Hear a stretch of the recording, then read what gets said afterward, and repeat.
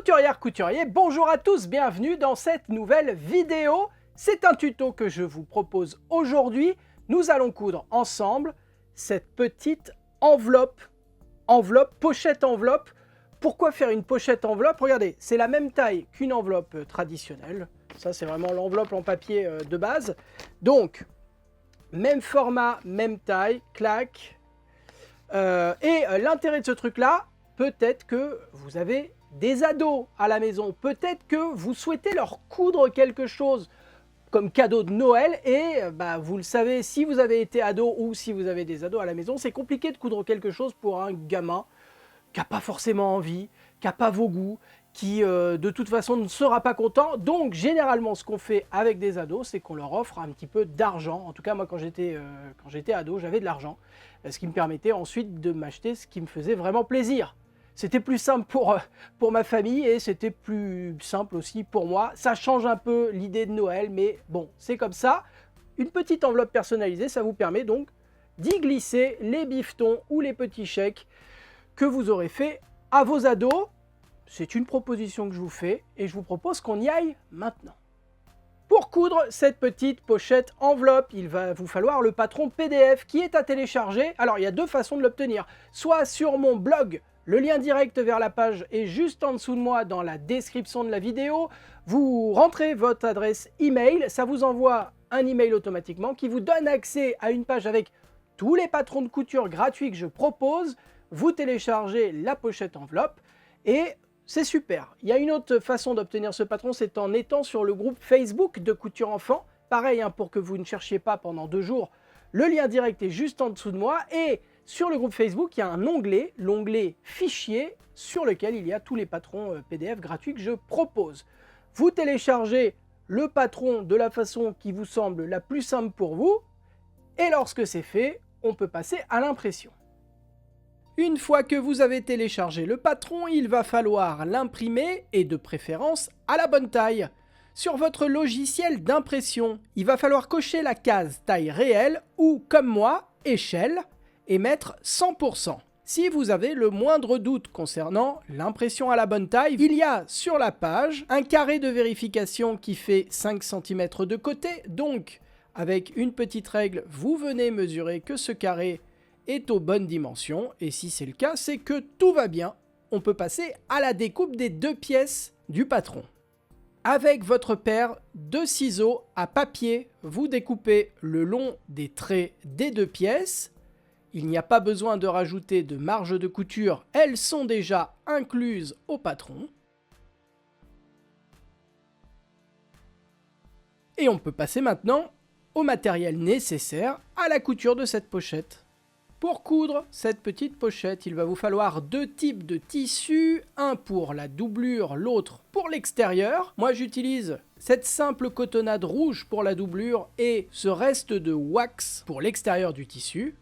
Pour renforcer ma petite pochette enveloppe pour qu'elle reste bien rigide, je vais utiliser du thermocollant H250 et enfin pour refermer la pochette, je vais utiliser une paire de boutons pression snap et la petite pince qui va bien pour le poser. Pour toutes les mesures et le matériel que j'utilise, je vous ai tout remis en description de cette vidéo juste en dessous. Allez, on passe à la découpe des tissus. On va commencer par découper la pièce principale, celle de l'enveloppe, et on va découper systématiquement de la même façon. On replie son tissu sur lui-même, on positionne la pièce de patron en alignant la mention pliure avec le pli du tissu, on épingle tout autour, et avec sa paire de ciseaux, on découpe tous les côtés sauf le côté plié. Cette pièce d'enveloppe, on en a besoin 2 fois dans chaque tissu. On recommence donc à découper cette même pièce dans le tissu extérieur. Puis on la découpe à 2 reprises dans le tissu de doublure, toujours de la même façon. Et enfin, on la découpe toujours de la même façon à 2 reprises dans le thermocollant. On passe maintenant à la découpe de la pièce du rabat. Cette fois, on a besoin de cette pièce qu'une seule fois dans chacun des tissus. Et ça se passe exactement de la même façon que pour l'enveloppe, c'est-à-dire qu'on replie le tissu sur lui-même, On positionne la pièce en alignant la mention pliure avec le pli du tissu, on épingle tout autour et on découpe tous les côtés sauf le côté plié. Et vous faites la même chose dans le tissu de doublure et le thermocollant. Nous allons maintenant entoiler les pièces de l'enveloppe. En règle générale, on va thermocoller le tissu extérieur. Dans mon cas, mon tissu extérieur, c'est de la wax. Du coup, c'est un tissu un peu plus épais que du coton traditionnel. Je vais donc préférer entoiler le tissu de doublure. Pour cela, vous placez votre pièce de thermocollant côté collant contre l'envers de votre tissu. Et avant d'utiliser son fer à repasser pour entoiler, nous allons réduire la pièce de thermocollant en retirant 1 cm sur chacun des côtés. En gros, ce qu'on va faire, c'est qu'on ne va pas thermocoller les marges de couture, et donc on retire les marges de couture directement sur la pièce de thermocollant, comme ceci. On fait la même chose pour l'autre rectangle de thermocollant, ainsi que pour la pièce de rabat, et on peut maintenant thermocoller le thermocollant. Pour cela, vous faites chauffer votre fer à repasser, on désactive la vapeur et on va venir presser pendant 5 à 6 secondes chaque centimètre carré de thermocollant sur l'envers des pièces de la pochette. Voyez que je ne fais que presser, je ne repasse pas le thermocollant pour éviter d'étaler la colle. On appuie simplement, fermement, pendant 5 à 6 secondes et ça suffit pour poser ce type de thermocollant. Et on peut maintenant passer à l'assemblage. Vous positionnez l'une des pièces de l'enveloppe endroit face à vous. Et par-dessus, on va positionner l'autre pièce endroit contre endroit. Vous épinglez en bas. Et à la machine à coudre, on va piquer au point droit tout le long, juste ici. On fait exactement pareil avec l'autre partie de la pochette enveloppe. Donc là, pour moi, c'est la partie extérieure. Alors ça se voit pas forcément très bien à la caméra, mais je positionne bien les deux rectangles endroit contre endroit. Et à nouveau, j'épingle en bas et à la machine, on va piquer tout le long ici. À la machine à coudre, on est au point droit avec le pied presseur standard et on pique à 1 cm du bord en débutant sa couture par un point d'arrêt. Un point d'arrêt, c'est simplement une marche arrière suivie d'une marche avant à la machine à coudre, et le fait de piquer les points les uns sur les autres bloque les petits fils de couture et évite qu'ils ne se défassent avec le temps.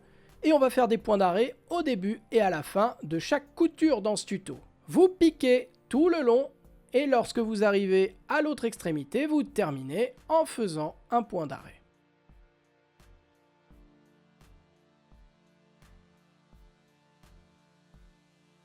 On coud de la même manière l'autre partie de l'enveloppe.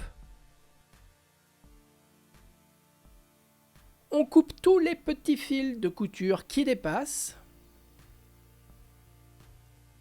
Hop, petite pause dans ce tuto tant que je vous tiens. Est-ce que vous êtes bien abonné à cette chaîne YouTube? J'ai découvert en fait que YouTube, de temps en temps, désabonne certaines personnes. Je ne sais pas pourquoi, ils font ça à tous les créateurs. Bref. Vérifiez que vous êtes bien abonné, si vous suivez régulièrement mes tutos, que vous aimez bien ce que je fais.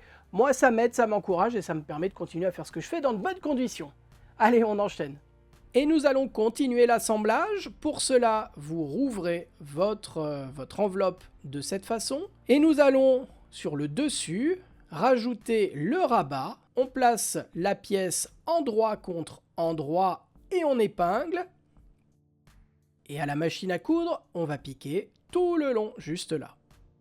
On procède de la même façon pour la partie extérieure de l'enveloppe. On l'ouvre, on positionne sur le dessus, endroit contre endroit, le rabat qu'on épingle. Et à la machine, on pique tout le long, juste là.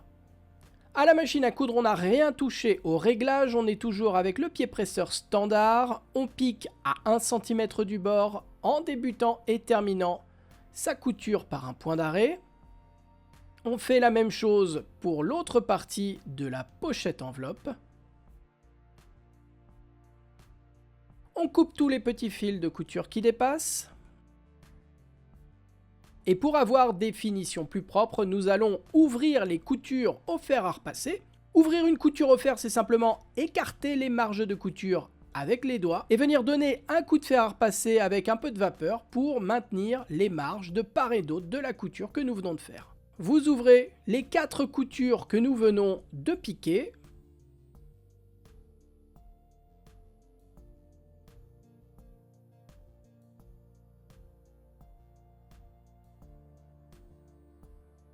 Et vous placez l'une des parties de la pochette endroit face à vous. Et par-dessus, endroit contre endroit, vous placez l'autre partie de la pochette, vous alignez bien les bords. Normalement, les deux parties sont similaires, elles doivent parfaitement s'ajuster. Et à la machine à coudre, on va piquer en bas, juste ici, ainsi que le rabat en partant de la couture.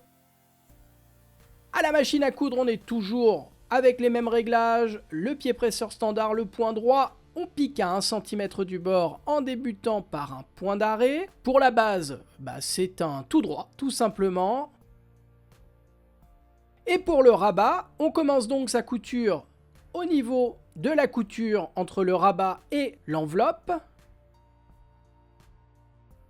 On remonte le long du rabat. Et lorsque vous arrivez dans un angle, vous laissez l'aiguille plantée, vous relevez le pied presseur, vous faites tourner votre pochette, vous rabaissez le pied presseur et vous continuez votre couture.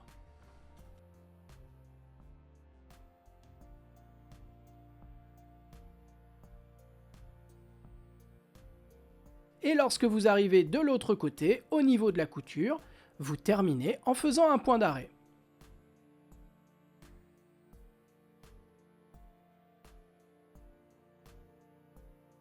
On coupe tous les petits fils de couture qui dépassent. Et avec sa paire de ciseaux à tissu, nous allons dégarnir les angles, c'est-à-dire venir retirer l'excédent de marge de couture au niveau des angles, ici, ici, et même chose au niveau du rabat, ici, ici, ici, et là. Il faut maintenant faire passer la pochette sur l'endroit. Pour cela, on la retourne par l'un des côtés que nous n'avons pas cousu. On fait passer la pochette doublure face à soi. Et au niveau de la couture, nous allons replier la pochette sur elle-même. Venir aligner les bords.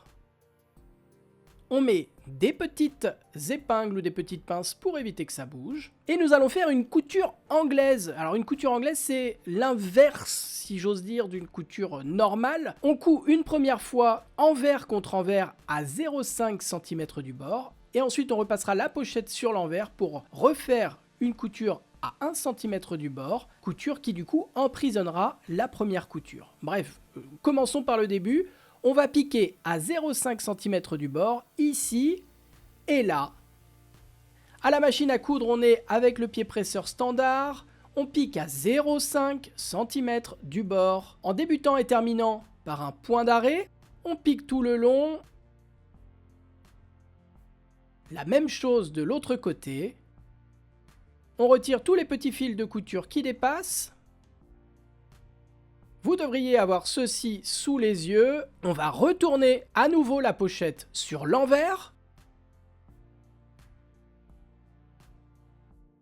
Encore une fois, on lui donne une jolie forme en repoussant bien les angles.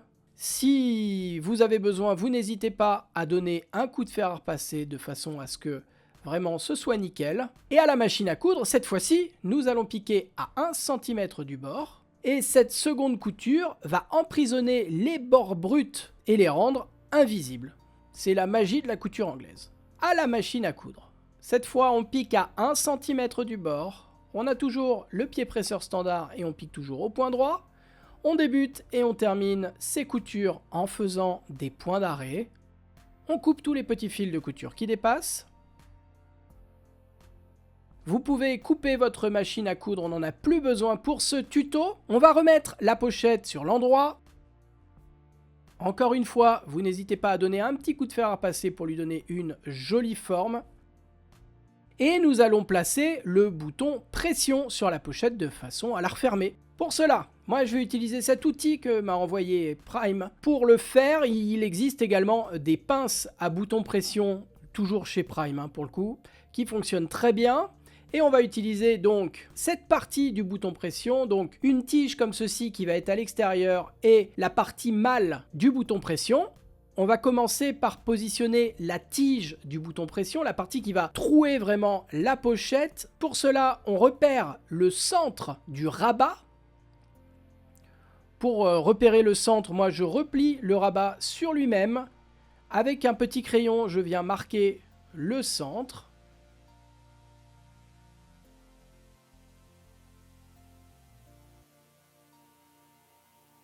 Et avec la tige de mon bouton pression, je viens transpercer au niveau de mon repère, comme ceci.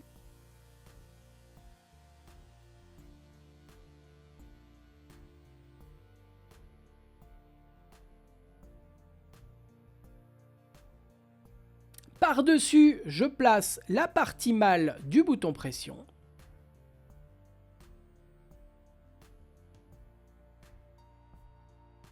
Et avec ma pince, je viens écraser la tige de la pression pour qu'elle ne bouge plus, pour la fixer définitivement. Crac! Maintenant, il va falloir positionner l'autre partie du bouton pression. Pour cela, vous venez rabattre le rabat pour voir exactement où se plante le bouton pression. Vous pressez un petit peu le bouton de façon à marquer le tissu juste en dessous. Au niveau de cette marque, vous refaites une petite marque avec votre craie de tailleur ou un crayon qui s'efface. Et avec l'autre tige, l'autre partie du bouton pression, vous venez transpercer au niveau de cette marque. Par-dessus, vous placez la partie femelle du bouton pression. Et toujours avec votre pince, vous venez écraser la tige de la pression de façon à la bloquer définitivement. Et votre pochette enveloppe est terminée. Bravo à vous! Merci à toutes et tous d'avoir suivi ce petit tuto jusqu'ici. Vous le savez, si vous suivez mes tutos jusqu'au bout maintenant, je propose désormais un mot mystère, un mot de couture qu'on se partage ensuite juste en dessous de moi dans les commentaires de la vidéo. Et ce mot mystère a deux vertus. La première, c'est que vous, ça vous permet de découvrir ou de redécouvrir du vocabulaire de couture. Et moi, ça me permet de voir les personnes qui vont effectivement au bout des vidéos et qui ne sont pas juste là à picorer du tuto ou de la revue de presse. Bref, le mot mystère de cette vidéo, c'est aisance. Et l'aisance en couture, c'est la distance entre le corps et le vêtement cousu. Il y a toujours de l'aisance sur les vêtements faits dans des tissus chaîne et trame, vous savez, les tissus qui ne sont pas extensibles. Par contre, il peut y avoir une aisance négative sur les vêtements en maille, cousus dans de la maille, c'est-à-dire tout ce qui est t-shirt, sweat, tous les tissus qui s'étirent. Et à partir de ce moment-là, vous allez pouvoir avoir du coup une matière un peu plus, une aisance négative quasiment, qui va vous permettre d'avoir quelque chose de très ajusté. Pour les vêtements en chaîne et trame, il y a systématiquement une aisance, sinon vous ne pourriez pas l'enfiler, ou alors si miraculeusement vous y arriviez, ça serait gênant, ça frotterait de partout, ce serait hyper désagréable. Voilà pour l'aisance. Merci à toutes et tous d'avoir suivi cette vidéo jusqu'au bout. Si elle vous a plu, vous connaissez la rengaine, vous n'hésitez pas à me le dire en laissant un petit commentaire, un pouce en l'air et surtout en vous abonnant à cette chaîne YouTube. C'est le gros rectangle rouge juste en dessous de moi où il y a marqué abonnement, il suffit de cliquer, c'est gratuit. Si vous voulez soutenir mon travail, si vous voulez me donner des petits chèques dans des enveloppes que vous aurez vous-même cousues, non, vous pouvez le faire plus simplement via YouTube et surtout sans forcément faire un chèque. C'est le bouton à côté, le bouton rejoindre, ou sur mobile le bouton merci, thanks. Voilà, vous cliquez, il y a différents paliers je crois, qui vous permet de soutenir la chaîne et qui, moi ça me dépanne, ça m'aide à continuer à faire ce que je fais dans de bonnes conditions.